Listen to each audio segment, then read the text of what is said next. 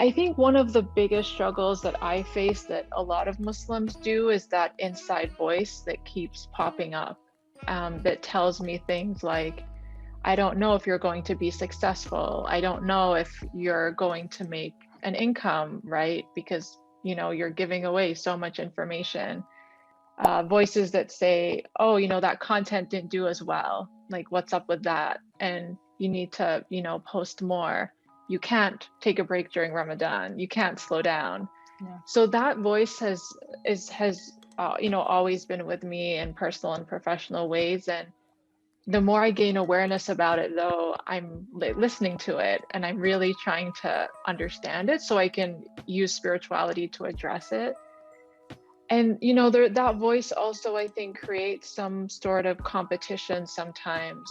Social media has its ups and downs, and being an online platform, that's a continuous struggle for me, is what's the balance between being on social media and dealing with people who expect you to be accessible 24/7. And that makes me feel in, many different ways. Yeah. And sometimes I do struggle with confidence. And that's something that doesn't always come across when people see me doing webinars or on Instagram lives.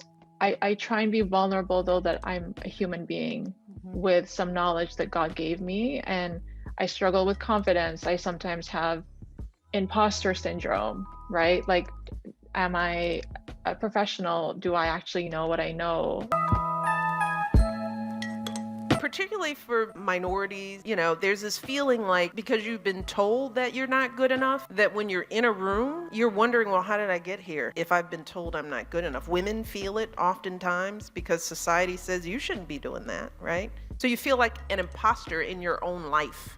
You feel like, especially if you've achieved success or you're in rooms that you're not supposed to be in because society has told you that, you think, maybe somebody is going to discover that I shouldn't be here. That's imposter syndrome.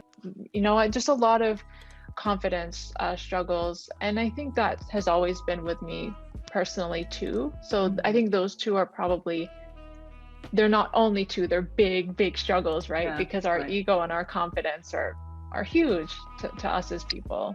Yeah, that's so true.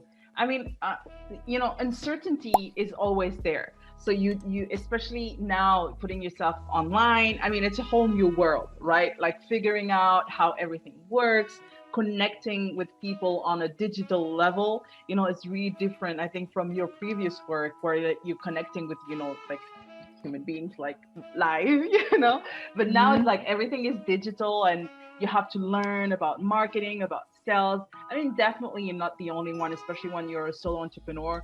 You got to do everything by yourself. But something that I've learned, and I've been doing this for years now, is that, do not forget that you're in control. Like, this is, you manage social media don't manage you. But the only way to know that is to, go through it, right? To see like what's your limits.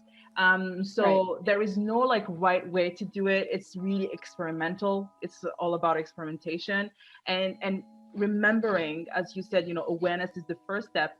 Remembering that you are in control, that you manage your own schedule. So that's a blessing, but also, not a blessing because you have to manage it the right way. Right.